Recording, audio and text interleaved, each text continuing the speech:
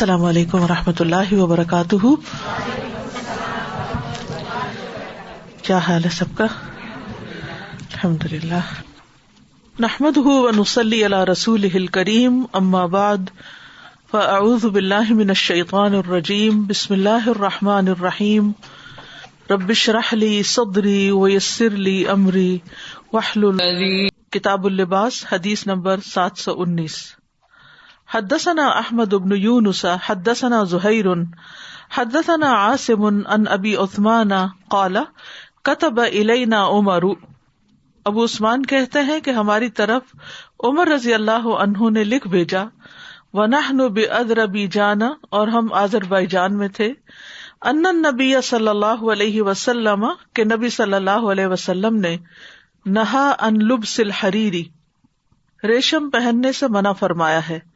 الا ہکذا، مگر اتنا.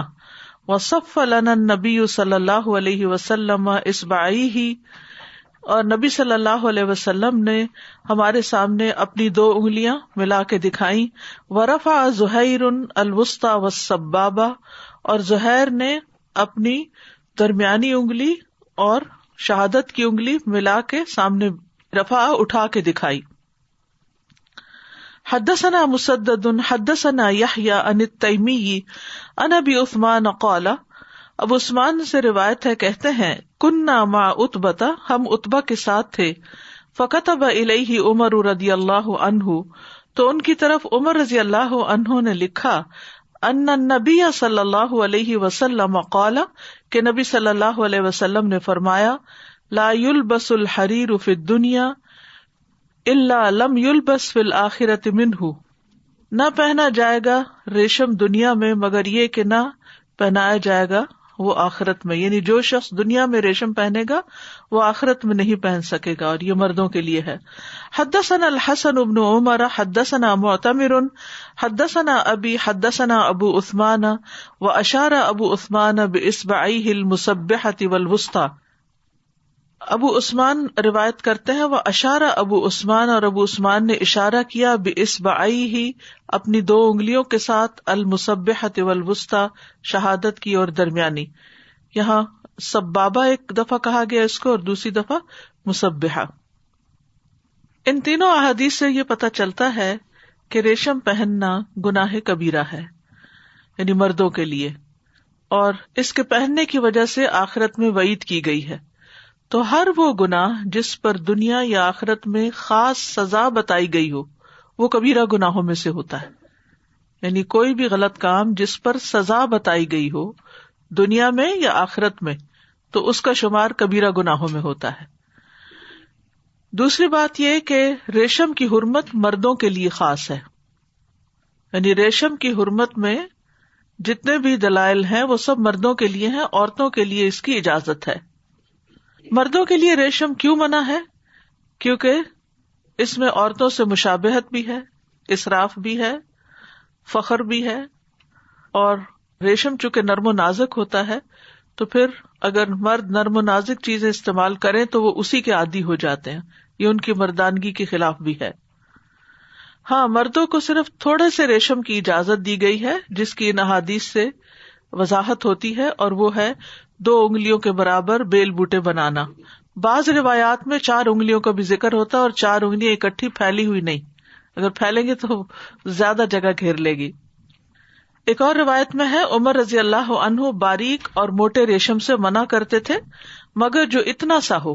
پھر انہوں نے 1 انگلی سے اشارہ کیا، پھر دوسری سے، پھر تیسری سے، پھر چوتھی سے، یعنی 4 انگلیوں کے برابر، اور فرمایا کہ رسول اللہ صلی اللہ علیہ وسلم ہمیں اس سے منع فرمایا کرتے تھے، یعنی ریشم کے استعمال سے. اسی طرح اسماء بنت ابی بکر رضی اللہ تعالی عنہا نے اپنی لونڈی سے کہا میرے پاس رسول اللہ صلی اللہ علیہ وسلم کا جبہ لاؤ. تو وہ ایک تیلسان یعنی موٹی اون کا جبہ لے کر آئی جس کا دامن یعنی سامنے کا حصہ، دونوں کف اور دونوں طرف کے چاک موٹے ریشمی دھاگے سے بنے ہوئے تھے. تو افضل یہی ہے کہ 4 انگلی کی مقدار سے کم ریشم ہی استعمال کیا جائے. بہرحال 4 تک کی گنجائش ہے، خواہ کڑھائی کی صورت میں ہو یا ریشمی کپڑے کی پٹی لگی ہوئی ہو، اور اس سے کم مقدار ہو تو زیادہ بہتر ہے. یعنی 2 کا تو ذکر یہاں پر آیا، 4 یا 4 سے کم ہو تو اچھا ہے. حدثنا سلیمان بن حرب حدثنا شعبۃ عن الحکم عن ابن ابی لیلى قال، ابن ابی لیلى کہتے ہیں کان حذیفۃ بالمدائن، حذیفہ بن یمان مدائن کے علاقے میں تھے. فاستسقى تو آپ نے پانی مانگا. فأتاه دہقان بماء تو ایک کسان پانی لے کر آیا. فی اناء من فضۃ چاندی کے برتن میں. فرماہ بہ تو آپ نے اس برتن کو پھینک دیا. وقال انی لم ارمہ اور کہنے لگے کہ میں نے اس کو نہیں پھینکا الا انی نہیتہ مگر یہ کہ میں اس کو منع کر چکا ہوں. فلم ینتہی تو یہ باز نہیں آیا، یعنی اس کو زبانی سمجھا چکا ہوں اور آخر کار مجھے اب اس کو پھینکنا ہی پڑا ہے. قال رسول اللہ صلی اللہ علیہ وسلم، رسول اللہ صلی اللہ علیہ وسلم نے فرمایا الذهب والفضة والحرير والديباج هي لهم في الدنيا ولكم في الآخرة، سونا اور چاندی اور ریشم اور دیباج دیبا یہ ان کے لیے دنیا میں ہے اور تمہارے لیے آخرت میں. حریر خالص ریشم کے لیے آتا ہے، پیور سلک، اور دیباج وہ ریشم جس میں کچھ ملاوٹ کی گئی ہو، کبھی اون کی ملاوٹ کی جاتی ہے، کبھی روئی کی جاتی ہے، تو اگر مکسڈ ہو تو اس کی اجازت ہے. لیکن خالص ریشم اگر ہو تو اس کا حکم وہی ہے جو پیچھے احادیث میں گزر گیا. تو آپ دیکھ رہے ہیں کہ بہت ساری احادیث میں ریشم کے استعمال سے منع کیا گیا ہے. اصل بات یہ ہے کہ مومن کے لیے جو یہاں وجہ بتائی گئی ہے وہ کیا، ہی لہم فی الدنیا ولکم فی الآخرہ. مومن دنیا میں ایک مشقت بھری زندگی بسر کرتا ہے، ناز و نعم میں نہیں پلتا، کیونکہ اسے دنیا میں رہ کر محنت کرنی ہے اپنی آخرت کے لیے. پھر اسی طرح یہ ہے کہ یہاں سے بھی مردوں کے لیے جو پیچھے احادیث سے پتہ چلتا ہے وہ زیادہ سے زیادہ ریشم کی مقدار مقرر کر دی گئی. اس حدیث میں دہقان کا لفظ آیا ہے. دہقان جو ہے یہ دہقان بھی پڑھا جاتا ہے اور دہقان بھی پڑھا جاتا ہے، یہ کسانوں کے لیڈر کو کہتے ہیں. اسی طرح چاندی کے برتن کا جواز ملتا ہے کہ اگر کسی نے چاندی سے کوئی برتن ڈھال لیا اس کو محفوظ کرنے کے لیے تو وہ برتن آپ رکھ سکتے ہیں، لیکن اس کو استعمال نہیں کر سکتے، کیونکہ آپ صلی اللہ علیہ وسلم نے برتن کا رد نہیں کیا بلکہ چاندی کے برتن میں پلانے کا کیا ہے. ٹھیک ہے. اس حدیث سے بھی پتہ چلتا ہے کہ صحابہ کرام جو تھے وہ سنت نبوی صلی اللہ علیہ وسلم کی پیروی میں بہت پرعزم تھے اور اس پر کسی صورت میں کمپرومائز نہیں کرتے تھے. پھر اس حدیث سے بھی پتہ چلتا ہے کہ اگر کوئی فعل قابل ملامت ہو تو اس پر عذر پیش کیا جا سکتا ہے. اب برتن کا پھینکنا جو ہے یہ قابل ملامت عمل ہے، لیکن اس کی انہوں نے توجیہ بیان کی کہ یہ نوبت کیوں آئی ہے اور ایسا کرنے کی ضرورت کیوں پیش ہوئی. تو اگر کوئی ایسا کام آپ کرنا چاہیں یا کر چکے ہوں جو لوگوں کی نظر میں قابل ملامت ہو تو اس کی وضاحت کر دینی چاہیے کہ آپ نے وہ کام کیوں کیا ہے. مثلاً آپ نے اپنے بچے کے ساتھ کوئی سخت رویہ اختیار کیا یا ناراضگی کا رویہ اختیار کیا ہے، تو کوئی آپ کو آ کے کہتا ہے کہ آپ کیوں ناراض ہیں اپنے بچے سے، تو آپ اس کو بتا سکتے ہیں کہ اس کی اس اور اس حرکت کی وجہ سے میں ناراض ہوں، تاکہ اس کو میں ڈسپلن کر سکوں، اس کو سبق سکھا سکوں. میں اس کو بہت دفعہ سمجھا چکی ہوں پیار سے، وہ نہیں مانتا تو اس لیے مجھے سختی کرنی پڑ رہی ہے، کیونکہ سختی پسندیدہ نہیں ہے، لیکن بعض کیسز میں ضرورت اس کی پڑ جاتی. پھر جہاں ضرورت ہو اور آپ اس کو استعمال کر رہے ہو تو پھر وہاں اس کی وضاحت کرنی ضروری ہے. پھر اسی طرح یہ ہے کہ اگر کسی کو آپ کے کسی فعل سے بدگمانی ہو رہی ہو یا بدگمانی پیدا ہو سکتی ہو تو اس کو بھی ایکسپلین کر دینا چاہیے. جیسے نبی صلی اللہ علیہ وسلم اعتکاف کی حالت میں تھے تو حضرت صفیہ جو آپ کی زوجہ محترمہ تھی وہ آپ سے ملاقات کے لیے آئیں اور آپ سے کوئی بات کر رہی تھی تو پاس سے 2 انصاری گزرے تو آپ صلی اللہ علیہ وسلم نے فرمایا یہ میری بیوی ہیں. تو انہوں نے کہا اللہ کے رسول ہم آپ پر تو کچھ شک ہی نہیں کر سکتے. تو انہوں نے کہا کہ نہیں، شیطان جو ہے وہ انسان کی رگوں میں خون کی طرح گردش کرتا ہے، تو مجھے خطرہ محسوس ہوا کہ کہیں وہ تم دونوں کے دلوں میں میرے بارے میں کوئی چیز نہ ڈال دے، اور وہ اللہ کے رسول تھے.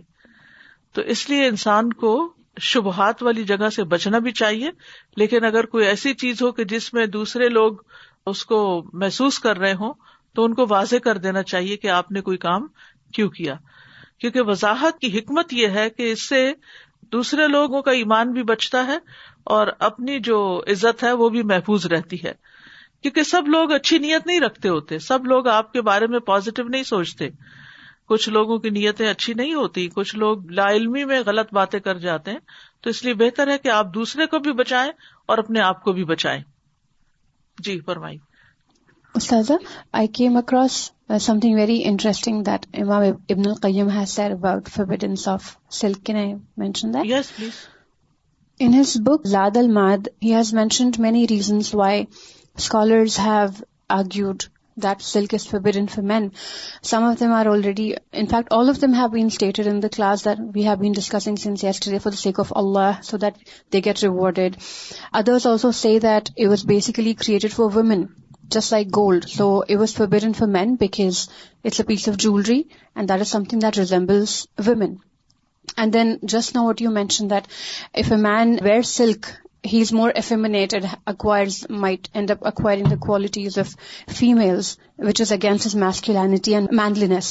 And then there's no doubt that wearing silk will diminish these manly characteristics, if not taken away from them altogether. And whoever is not able to understand it should just submit to the law of Al-Aziz Al-Hakim. بالکل. It is so important, like how you brought this up yesterday. Why should we worship Allah subhanahu wa ta'ala? Because He is worthy of our worship. So then as abd we just surrender to Him. اس نے ہمیں بنایا ہے نا، تو وہ جانتا ہے کہ ہمیں کیا سوٹ کرتا ہے اور کیا نہیں.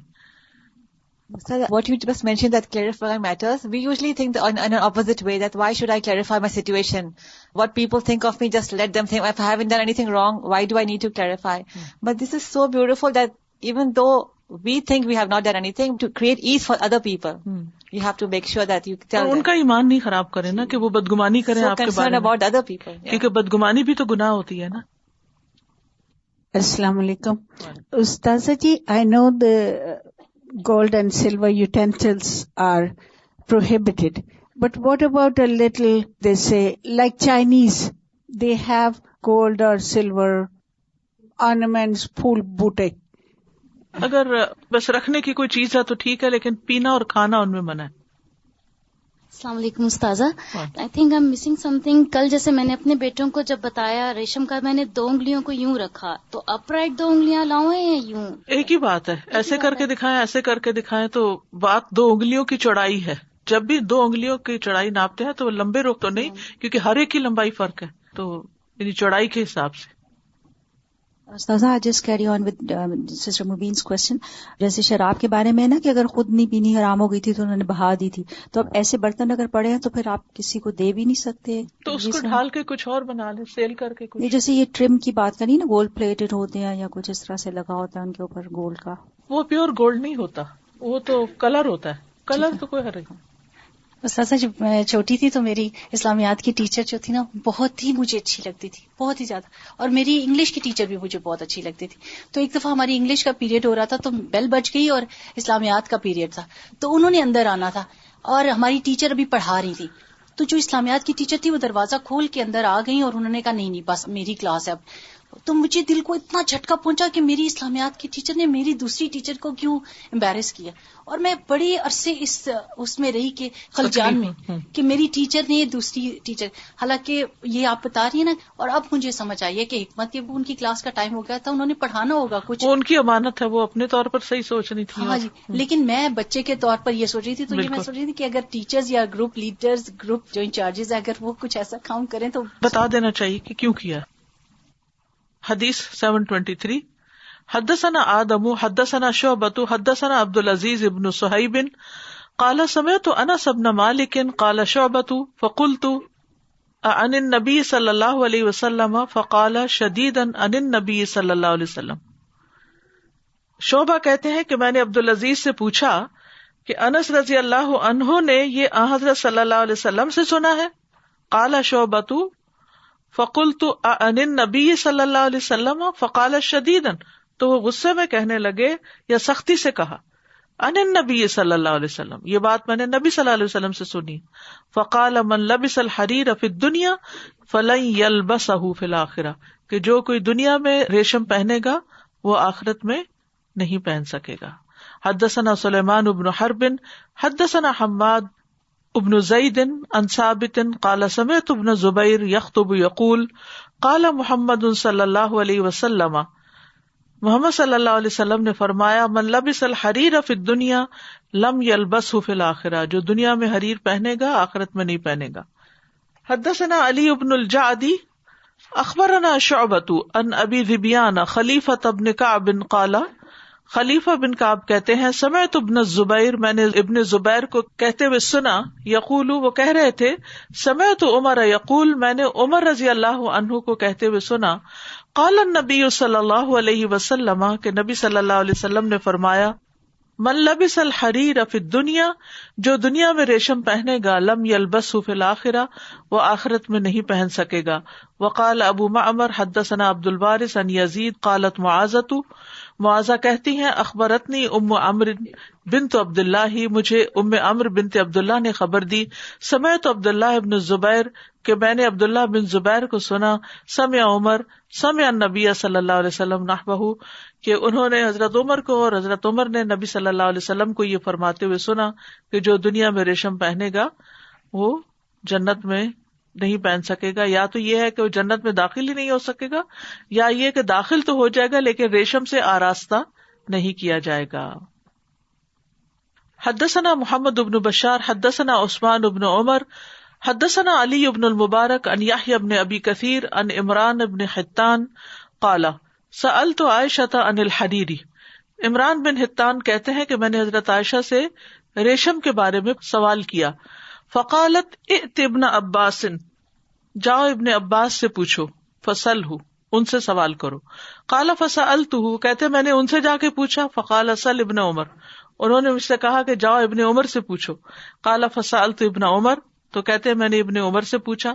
فقال اخبرنی ابو حفص، تو وہ کہتے ہیں عبداللہ بن عمر کہ مجھے ابو حفص یعنی عمر بن الخطاب رضی اللہ عنہ نے خبر دی، ان رسول اللہ صلی اللہ علیہ وسلم قال، کہ رسول اللہ صلی اللہ علیہ وسلم نے فرمایا، انما یلبس الحریر فی الدنیا، کہ بے شک پہنتا ہے ریشم کو دنیا میں، من لا خلاق لہ فی الآخرہ، جس کا آخرت میں کوئی حصہ نہیں.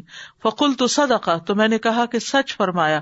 وما کذب ابو حفص علی رسول اللہ صلی اللہ علیہ وسلم، اور ابو حفص یعنی عمر رضی اللہ عنہ نے رسول اللہ صلی اللہ علیہ وسلم پر جھوٹ نہیں باندھا. وقال عبداللہ بن رجاء، عبداللہ بن رجاء کہتے ہیں، حدثنا حرب عن یحیی حدثنی عمران وقص الحدیث. دوسری روایت میں بھی یہ بات آئی ہے. تو یہاں ریشم سے مراد وہ ریشہ ہے جس سے ریشم کا کیڑا تیار کرتا ہے اور جس سے ریشمی لباس بنتا ہے. مصنوعی ریشم منع نہیں ہے. ٹھیک ہے، یہ کون سا ریشم منع ہے؟ جسے ریشم کا کیڑا تیار کرتا ہے، پیور نیچرل آرگینک ریشم. مصنوعی طور پہ جو دھاگا تیار کیا جاتا ہے وہ اس ممانعت میں شامل نہیں، اگرچہ اس کو سنتھیٹک سلک ہی کہا جائے. تو خالص ریشم کے کپڑے پہننا، رومال بنانا، بستر بنانا، کشنز بنانا، پردے بنانا، یہ سب منع ہے. ٹھیک ہے، کیونکہ نبی صلی اللہ علیہ وسلم نے اپنے بائیں ہاتھ میں ریشم اور دائیں ہاتھ میں سونا لیا، دونوں کو بلند کر کے فرمایا، یہ دونوں میری امت کے مردوں پر حرام ہیں اور عورتوں کے لیے حلال ہیں. ملے جلے ریشم کے استعمال کی اس وقت ممانعت ہے جب وہ زیادہ مقدار میں ہو. تھوڑی مقدار میں ہو تو کوئی حرج نہیں. ٹھیک ہے، پھر اسی طرح اگر خالص ریشم نہ ہو، آدھا سوتی آدھا ریشمی ہو، تو بھی مردوں کے لیے استعمال جائز نہیں ہے، کیونکہ ریشم پہننے سے فخر اور غرور کا اظہار ہوتا ہے. یعنی ہاف اینڈ ہاف کی اجازت نہیں ہے. ہاں، جلدی بیماری کی صورت میں اجازت ہے، جس کا آگے ذکر آ رہا ہے. اس حدیث سے ایک اور ہمیں بڑی اہم بات پتہ چلتی ہے کہ اگر کوئی آپ سے سوال کرے اور آپ کو جواب آتا بھی ہو، لیکن آپ سمجھتے ہو کہ یہ جواب آپ سے بہتر کوئی اور شخص دے سکتا ہے، تو آپ اس کو دوسری طرف منتقل کر دیں، اور وہ شخص پھر کسی اور کو بھی منتقل کر سکتا ہے اگر وہ یہ سمجھتا ہے. تو اس سے صحابہ کرام کے تقویٰ کا بھی پتہ چلتا ہے، اور پھر یہ کہ کس طرح وہ دوسروں کو اپنے سے زیادہ علم والا سمجھتے اور زیادہ بہتر سمجھتے تھے. ہم سے تو بعض اوقات کوئی پوچھتا نہیں، پھر بھی ہم اپنی رائے دینا لازمی سمجھتے ہیں. اور اس کا مظاہرہ اکثر ایسا ہوتا ہے جیسے کلاسز میں یا درس کی محفلوں میں جب لوگ سوال کرتے ہیں, Q&A سیشن شروع ہوتا ہے, تو اسکالر سے جواب لینے کی بجائے آڈینس خود ہی ایک دوسرے کو جواب دینے لگتے ہیں اپنے گزشتہ علم کی روشنی میں, جو انہوں نے ادھر ادھر سے سنا ہوتا ہے. تو اس معاملے میں عقل مندی کا ثبوت دینا چاہیے. اگر ہمیں پتا ہو کہ ہم سے زیادہ کسی کا علم ہے تو پہلے اس کی بات سن لینی چاہیے, پھر اس کے بعد اگر سمجھے کہ اس کے علم میں کوئی کمی ہے یا آپ کے پاس اس سے علم زیادہ ہے تو پھر آپ سوال کی شکل میں پوچھ سکتے ہیں. ٹھیک ہے. پھر اسی طرح یہ ہے کہ اگر کوئی شخص فتویٰ دینے کا اہل نہ ہو تو اس کو تو بالکل بھی اپنے پاس سے کچھ نہیں کہنا چاہیے. پھر اسی طرح فتویٰ پوچھنے والے کو مشقت میں نہیں ڈالنا چاہیے, یعنی فتویٰ پوچھنے والے کو کسی مشکل میں نہیں ڈالنا چاہیے کہ وہ بےچارا ایک کے پاس جاتا ہے, وہ کہتا ہے مجھے نہیں پتا, دوسرے کے پاس جاتا ہے, تیسرے کے پاس, اور کوئی بھی اس کو جواب دینے کو تیار نہیں ہے. تو اس معاملے میں بھی اعتدال ہونا چاہیے. جو سوالی آیا ہے اگر آپ سیٹسفیکٹری جواب دے سکتے ہیں تو آپ دے دیں, ورنہ آپ اس کو گھماتے پھراتے رہیں گے ادھر جاؤ ادھر جاؤ تو ہو سکتا ہے کہ وہ ہمت ہی ہار بیٹھے. ٹھیک ہے. پھر اسی طرح یہ نہیں کہ وہ آپ کے قریب ہے اور آپ اس کو کسی دور والے کے پاس بھیج رہے ہوں. پھر اسی طرح یہ ہے کہ کبھی انسان مصروف بھی ہوتا ہے, جو ایک مفتی ہوتا ہے, تو اس صورت میں وہ اس ڈر سے کہ تاخیر ہو جائے گی جواب میں, بہتر ہے اس کو کسی اور کے پاس بھیج دیا جائے, تو وہ بھی اس کو کر سکتا ہے, لیکن اس کے پاس بھیجا جائے جو جواب دینے کی اہلیت رکھتا ہو. Just to make sure that if silk is blended, less. Silk is less and other stuff is more, then it's okay. But if it's blended with another material like cotton or wool, pure hai to phir nahi. Because there are, sweaters for men which are, for example, 75% silk or 50% silk. Not okay, right? Not okay. لیکن یہ check کر لینا چاہیے کہ کون سا silk, pure silk یا نہیں, کیونکہ لکھا ہوتا ہے نا پیور وول, تو ایسے ہی پیور سلک بھی لکھا ہوگا. So if it says pure silk, 75% pure then silk, it's not, then it's right. not okay. Yes.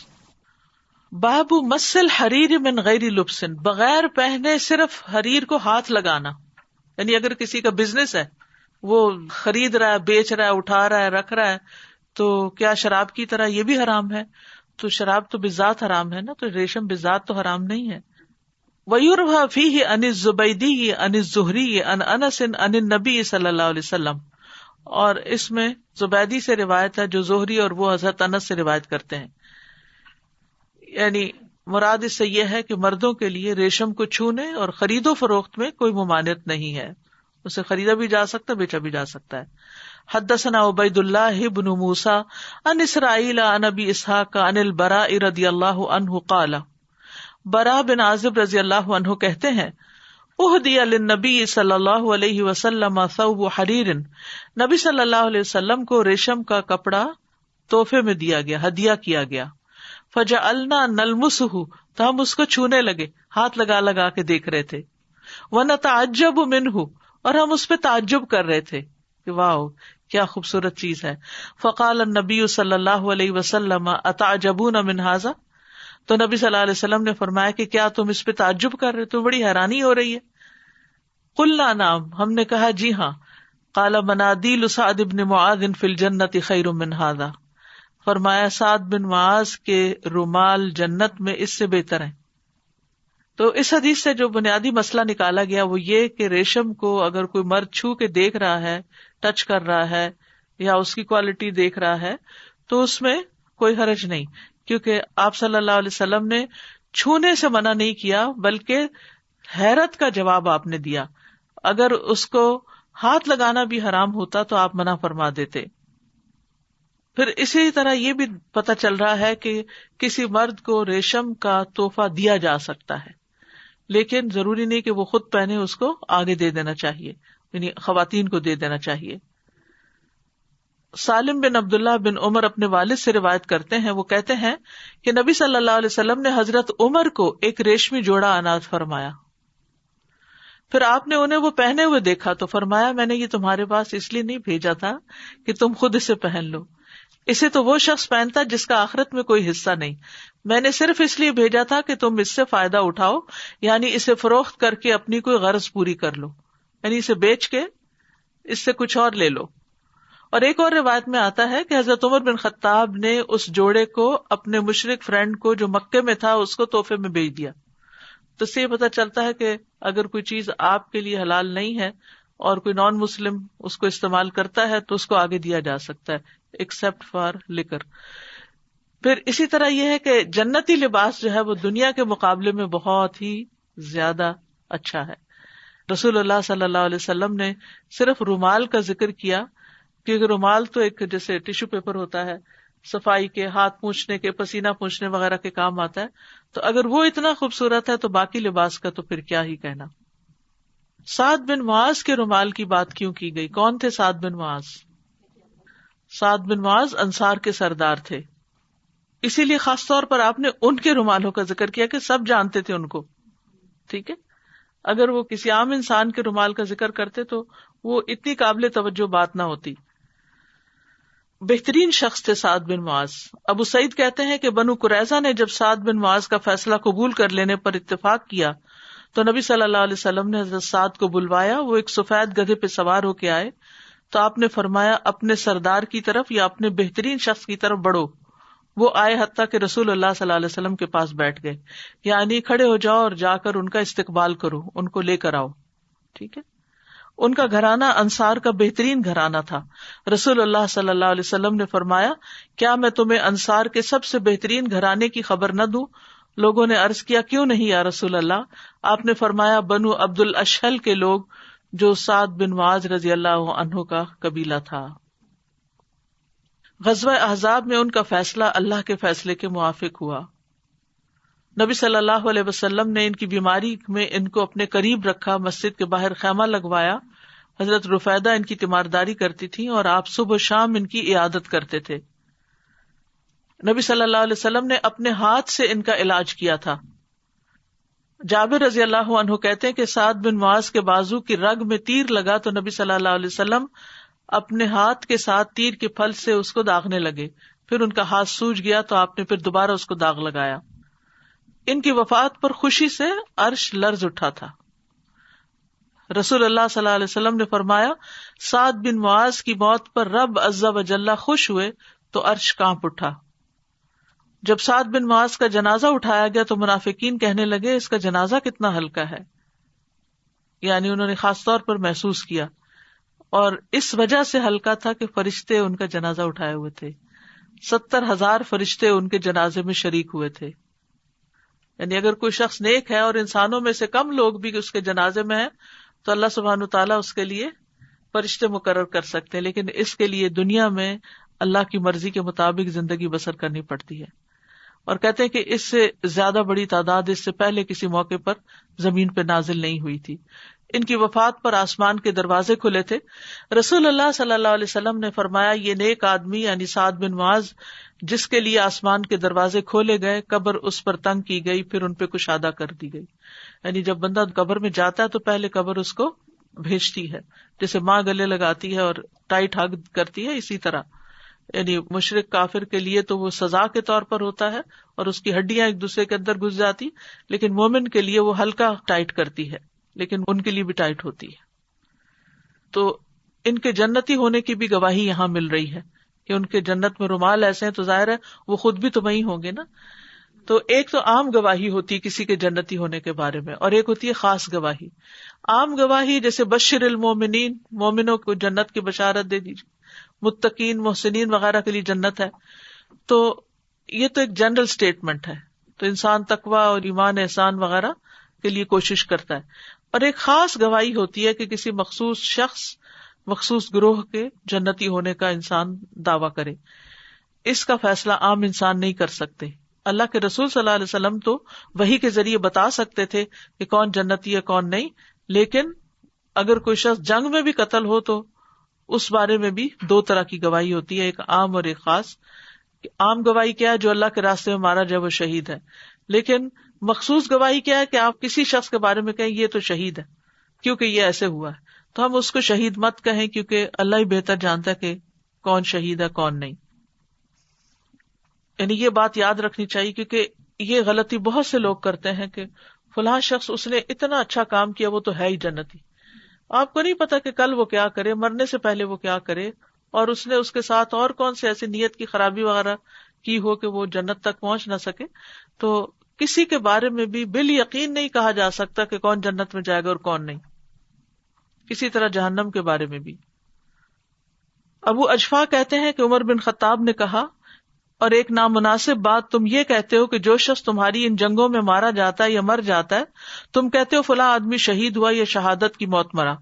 ہو سکتا ہے اس شخص نے اپنے جانور کی پشت یا اس کے پالان اور کاٹھی کو سونے یا چاندی سے لادا ہو اور اس کی نیت تجارت کی ہو، اس لیے تم ایسے نہ کہو بلکہ تم اس طرح کہو جس طرح رسول اللہ صلی اللہ علیہ وسلم نے فرمایا تھا کہ جو شخص اللہ کے راستے میں مارا جائے یا فوت ہو جائے وہ جنت میں جائے گا. یعنی جنرل بات کرو لیکن کسی کے بارے میں اسپیسیفکلی نہیں.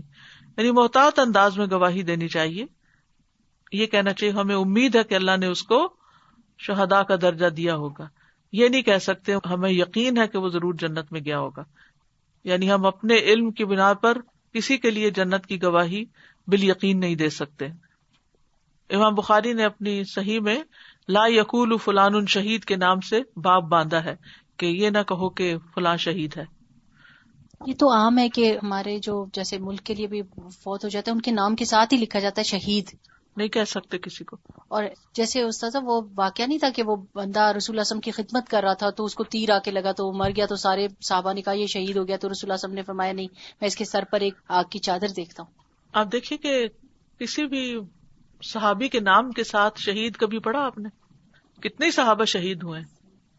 کبھی تاریخ میں کسی کتاب میں ان کے نام کے ساتھ شہید کا لفظ نہیں لکھا ہوا، اور ہم ہر دوسرے بندے کے ساتھ شہید لکھ دیتے ہیں کیونکہ اللہ ہی بہتر جانتا ہے کہ کون کس نیت پہ مرا، کس حال میں اور کس انجام کو پہنچا. لا ادری ما یفعل بی ولا بکم. So I was noticing how, there is a lot of mention of akhirah in all of these ahadith. Even the prohibition of harir, that, whoever wears silk in this world shall not wear it in the akhirah. How important it is to understand darul amal is darul amal, like you taught us in fiqh al-ghulub also. And this point was emphasized. Darul amal is darul amal and darul jaza is darul jaza. And then similarly, when we start saying about people that they're definitely going to go to Jannah, we're trying to give them like a jaza here. Yes. From our end, whereas we can never give that kind of jaza that Allah will give to people. It's so important to have the clear, real concept of akhirah, the true concept. And it's a reality. And in Surah Al-Fatiha, we recite it so often, right? Maliki Yawmiddin. Yawmiddin. We reiterate it, we say this repeatedly, but do we really believe Maliki Yawmiddin? He is the only one who has authority that day. And so if we really were convinced about this, bil akhirati hum yuqinun, if we had yaqeen, then all of our actions would become reformed. بالکل. والملک یومئذ للہ. السلام علیکم. استاذہ یہ آپ نے silk کے رومال کا کہا کہ نہیں یوز کریں تو آگے دے دیں، اسی طرح کیا فوڈ کے لیے بھی ہوتا ہے؟ بیکاز ہمارے کمیونٹی فریج کے لیے اسٹار بکس سے ہمیں ڈونیشنز ملتے ہیں، اس میں سم ٹائمز پورک کی چیزیں بھی ہوتی ہیں، سم ٹائمز بیف کی ہوتی ہیں جو نان ذبیحہ ہوتا ہے، تو ہم یوزلی اس کو پھینک دیتے ہیں کہ ہم خود نہیں کھاتے. تو ان کو بتا دینا چاہیے کہ یا نہ دیں، ہم کھاتے ہی نہیں ہیں، تاکہ نہ لینے کا وہ ہو اور نہ ہی اس کو ضائع کرنے کا. کیونکہ اگر ان کو بتائیں گے تو وہ خود بھی کانشیس ہو جائیں گے. یہاں تو کمیونیکیٹ کرنا کچھ مشکل نہیں. I think this hadith is very beautiful, and just looking at how the Prophet ﷺ took this as a teaching moment for the companions and to give them kind of like a tangible way to imagine Jannah sometimes. So, for example, even with kids, if they're really enjoying something, like they really like this ice cream they're eating, that's a teaching moment for you to be like, man, you really like that ice cream, right? Imagine in Jannah how much ice cream you're going to have. And to make them feel a connection with Jannah, because so often as you grow up, it just becomes more and more abstract. And when people describe Jannah, then it doesn't mean anything to us. So the training starts from the very beginning as a kid, that you just teach them to love Jannah and to want it and to really encourage that imagination behind them. But the Prophet ﷺ, even with adults, was showing them, look, feel this and see in Jannah, inshallah, you'll also get this. یہ مسئلے ایک ہی حدیث ہم بار بار پڑھتے ہیں، لیکن اس سے یہ کبھی کسی اینگل سے کبھی کسی اینگل سے زندگی آسان ہو جاتی ہے. یعنی اگر آپ اس طرح دلائل